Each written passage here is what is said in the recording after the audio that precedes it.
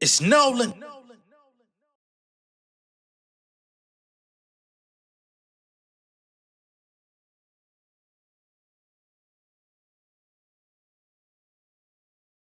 Let's get to Latto at Birthday Bash, okay? Boom. So they say Latto made history as the first female to host Hot 1079's Birthday Bash in the entire existence of the summer show. I want to go ahead and just give her a moment to revel in that because I don't think a lot of people really truly understand what that means. This is a show that's been headlined by some of the biggest artists in the game. 21 Savage has been at Birthday Bash. Cardi's been at Birthday Bash. T.I., Jeezy, Gucci, all of the Atlanta OGs, except for maybe like Outkast.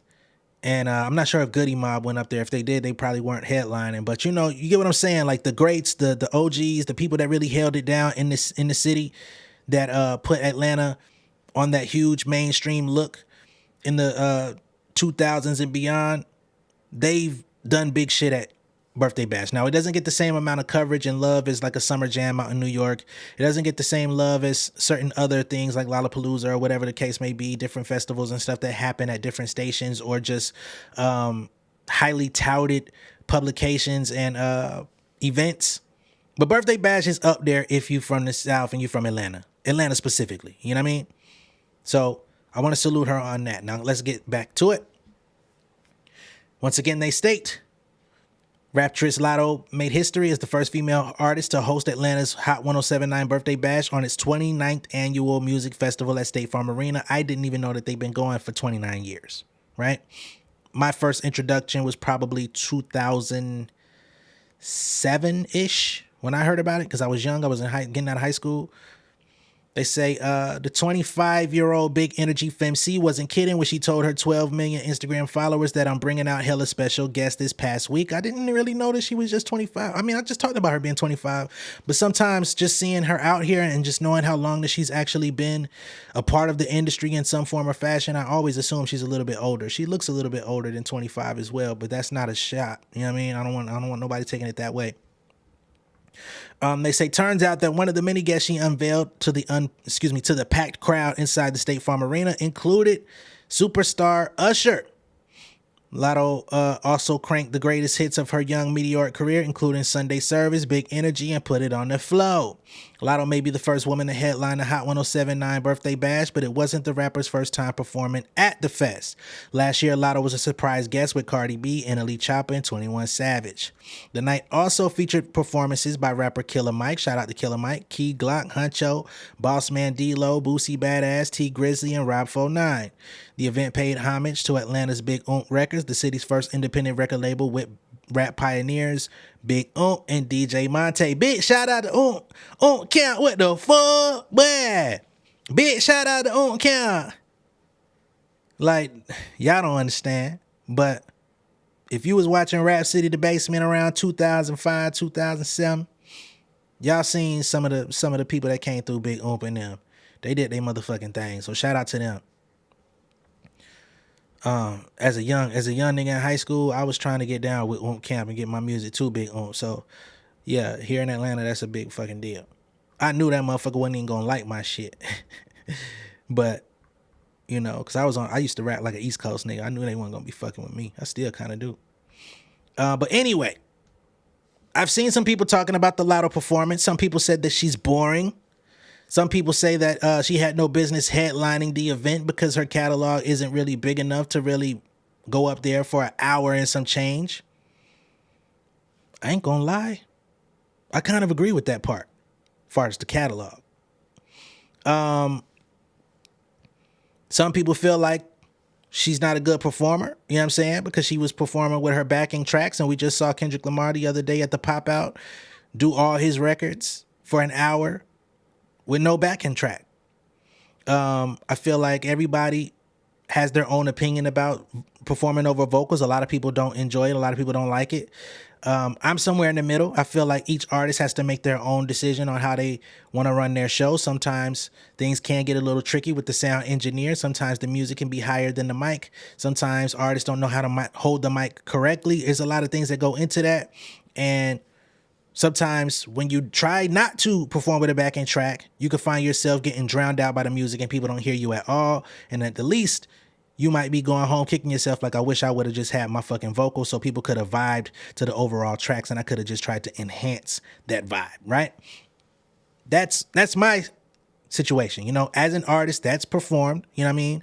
I typically perform without a backing track on my shit. Y'all have seen me do it. Only vocals I leave on my tracks are typically ad-libs sometimes, and then the chorus. But again, everybody is different. Everybody comes up with a different level of conditioning in this music thing, and everybody has a different perception of how their music is being received by the crowd, right? Just speaking on all possible angles.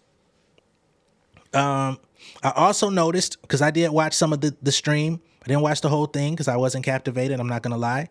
And when I say not captivated, I mean it just wasn't hitting the same. You know what I mean? I ain't gonna lie. It's been a very entertaining week, and it's tough, man.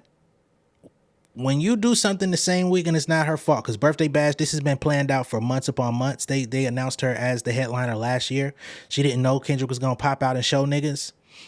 But unfortunately, in this game, in this entertainment business, when you do something at the same time and a big dog, heavy hitter comes out and puts on an amazing display, by default, it's going to kind of be compared. Not that y'all are in the same bracket, in the same league, in the same conversation, but when you see somebody, it's just like when the NBA finals are on and a motherfucker just do a astronomical play, and then, you know, a college ball game comes on and you like, I don't know none of these motherfuckers, but they can play though, but it ain't like that. It just is what it is. That's not to say that Latto is a college ball player or nothing like that. I'm just drawing a parallel. So it just wasn't hitting the same. Plus, I've told y'all, the music she's been putting out just hasn't been capturing me. But the fact she was able to bring out Usher, she was able to bring out Flo Milli, she brought out 21 Savage, she brought out Rashida of all people. I don't understand what that was about. She brought out Princess, I think. Was it Princess? Yeah, Princess from Crime Mob. I think she was trying to pay homage to some of the ladies that did their thing in hip hop prior to her, which is why I think Rashida came out. But, you know,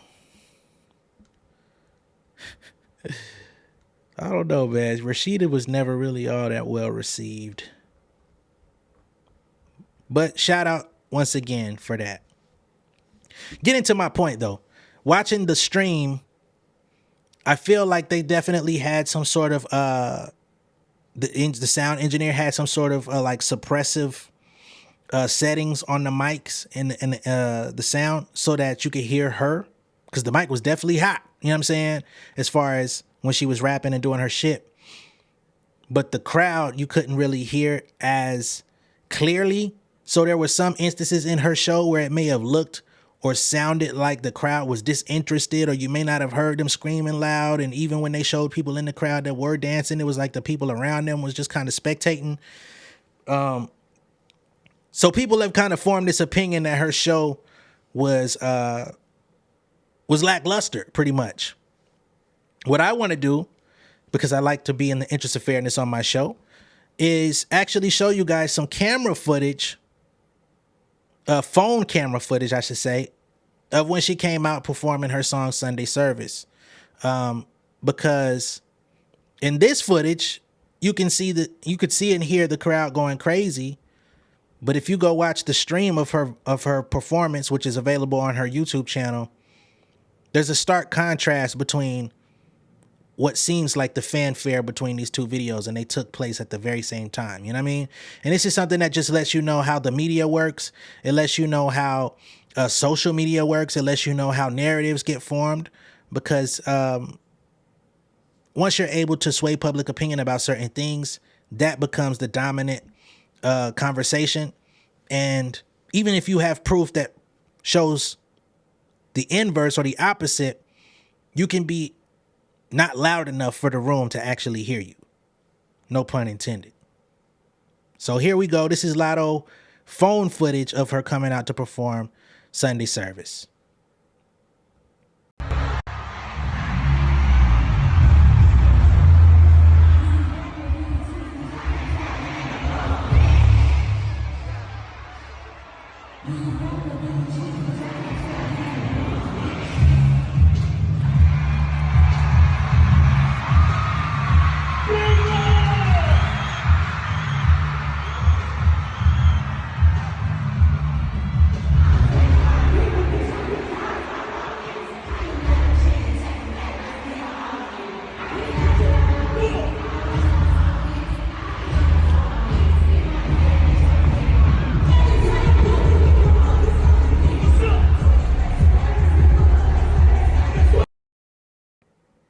So y'all heard that. Like, they was really singing along word for word, bar for bar on that motherfucker, man. Sunday service ain't even my favorite shit. But clearly, them motherfuckers knew the record and they were singing along with it. But again, if you just looked at her stream, which was actually pretty well shot, it doesn't sound like they're into it. You can hear them, but it's like, they're here. She's here because, of course, the focal point is really about the performance. But again, we're talking about people shaping narratives about the show. All right. So I just wanted to put that out there because I've seen the conversation. I've seen some of the criticism, and I've seen some of the people that are basically saying she did a whack job. And everybody's entitled to their opinion. I'm not here to fight nothing. I'm just here to give, a balanced take after consuming multiple versions of what actually took place last night. So that's where I'm coming from on that. Once again, salute to Latto. It's not easy to go out there in front of 16, 17,000 people, put on a great show, keep people entertained for an hour straight. I think her performing for an hour was a little bit of a disservice. I'm glad she was able to bring out other people like the Ushers, the Flo Millies, the Rashidas, the Princesses, or whatever the case may be. She brought out Roscoe Dash. I feel like the crowd didn't necessarily do Roscoe Dash all of that much justice. You know what I'm saying? When he was out there doing his shit. But that also goes into Atlanta. Like, sometimes we can be a little bit too cool for school. Motherfuckers be out there doing their hits, doing their classics and shit. And you would think motherfuckers would be turned up and having a great time. Motherfuckers would rather just kind of stand around and act like they didn't actually pay their hard fucking earned money to be there. I don't be understanding that shit. They do it at the local shows. They do it at the big shows. Weird activity. But maybe it ain't just Atlanta. We always have that perspective of like our hometown be fucking up. But it's really, I just think it's a generational thing. Like, sometimes we don't want people to see us having genuine fun. Like, nobody wants to be seen dancing. It's like, oh, you a try hard. You're doing too much. Sit the fuck down. Why? We're in a venue for music. We're here to celebrate music. Why can't a motherfucker dance? Why can't a motherfucker appreciate the art as it was intended to be? Like, don't make this shit weird. But I digress. At the show, Latto did make reference to forthcoming album, perhaps, called Sugar Honey Iced Tea. Of course, that's an acronym for shit.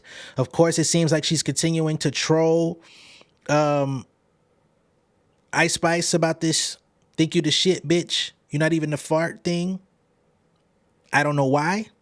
It seems like you're a little bit consumed. I know that y'all had this bickering back and forth thing. I know Ice Spice sent some buses out here to Atlanta that said thank you to shit, to make sure that they was in Latto's city. I know Latto went and shot her music video for Sunday service in the Bronx. So they trying to keep this thing going. But it's not an interesting beef. It's not something that people are really invested in emotionally, musically either at this point. I think anybody that knows music knows who the superior actual artist is, whether you want to look at the numbers or not. And if we want to compare numbers, we can. I've already done that on here before. Their level of success is actually pretty comparable. I think Latto actually has more hits than Ice Spice if we're going to keep it a buck, but Ice Spice has more recent hits, whereas Latto was trying to get back to where she once was. But whatever, yo. Calling your album Sugar Honey Iced Tea, aka Shit. Moment of silence. Okay? I fuck with you. I advocate for you. I want you to be successful. I'm not in support of that title, but you're going to do what the fuck you want to do. You know what I mean? Hey, my hands are tied. King of my city and cul-de-sac. Coming out swinging like soldier rag. Leading my people like quarterback. Boy, I study this shit, I'm an almanac. Had to get up and grind. Knowledge is booming, I'm here to apply. Came with the chip and the dip, it just single the mind. We finna do more than survive. I need my check. Spinning the block for the Gouda. We hitting the jeweler to flood out the net. We don't do beef on computers, I'm straight out the sewer. We come when you rest. Niggas be looking perplexed, so keeping my foot on their neck. No map, I trust my gut for the quest. With drama, I'm fully abreast. I was ready for years and they died of me. All of a sudden they tell me they proud of me. I been dropping these haters like calories. Cross them out, I came back with some boundaries. Stand for my honor, but too raw, no corner. Packing the stick with a drummer. Wanna catch my bad, won't fumble. I done came too far to be humble.